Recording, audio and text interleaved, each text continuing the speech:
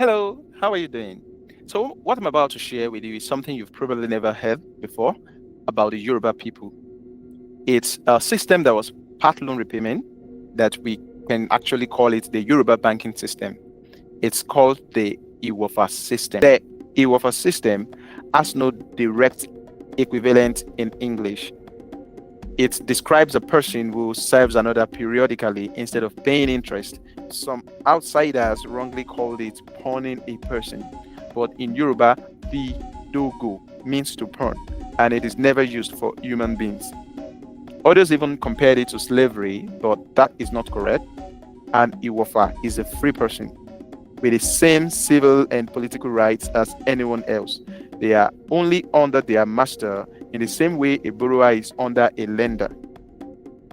So the difference is quite clear because you buy a slave, which is Ra Eru, but you engage an Ìwófà, which is Ya Ìwófà.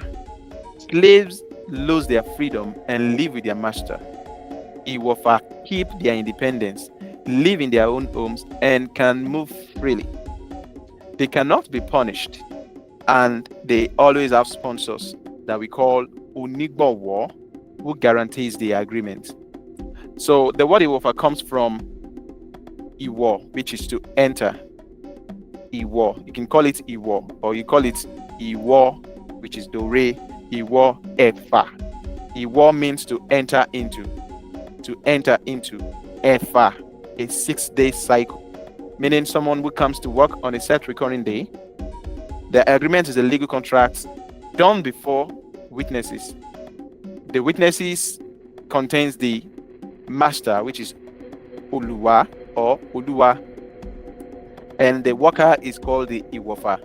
And the witness or the sponsor, and then there is the sponsor that is called the Unigbowo. No matter how long the work lasts, the service only covers the interest. The original loan, which is the principal, must still be paid back.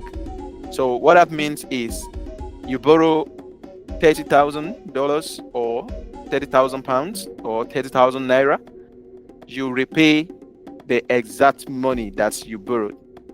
If any form of interest was to come on it, you have to work to cover for it, and that work is in form of service for men. And Ìwófà lives at home, works his own trade. So masters were expected to treat Ìwófà with respect. If a master was too harsh, the Ìwófà could be replaced once the debt was repaid.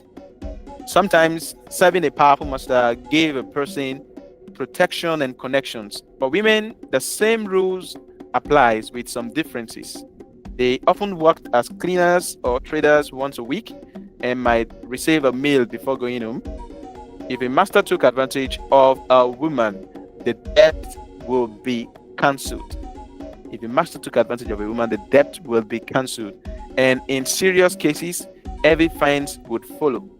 While for unmarried women, there are even stronger protections for them, including repayment to their fiancé and family if there is any form of if there is any form of inconsistency on the side of the man. For children, they lived with the master and worked as domestic helpers. Boys would tend to horses and run errands, and girls would join household work. And they had the right to see their parents weekly.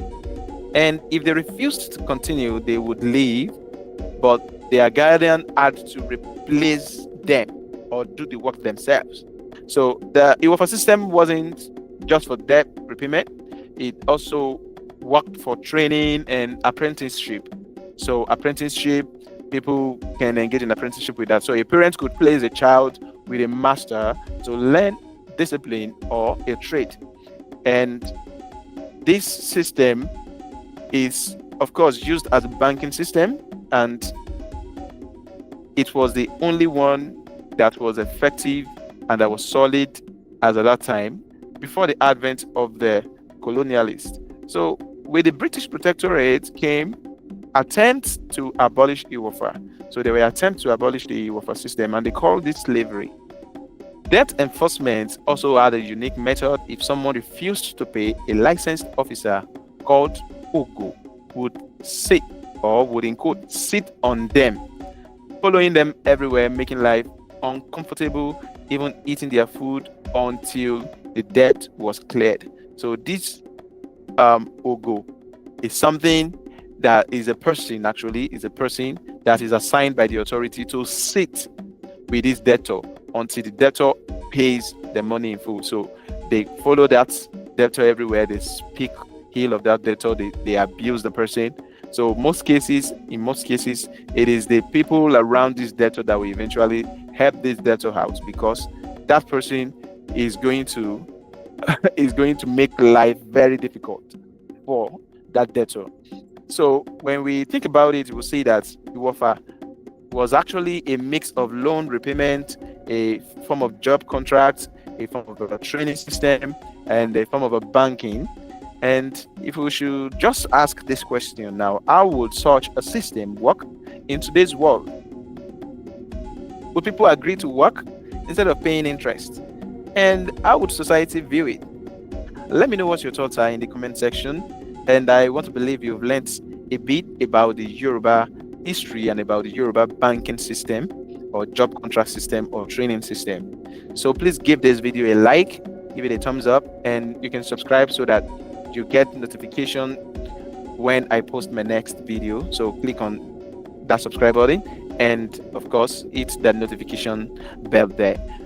Thank you. And of course, if you want to hear the Yoruba part or Yoruba side of this, you can go over to the next video where I speak Yoruba all through, explaining the Ìwófà system. As a matter of fact, it's sweeter in Yoruba when explained.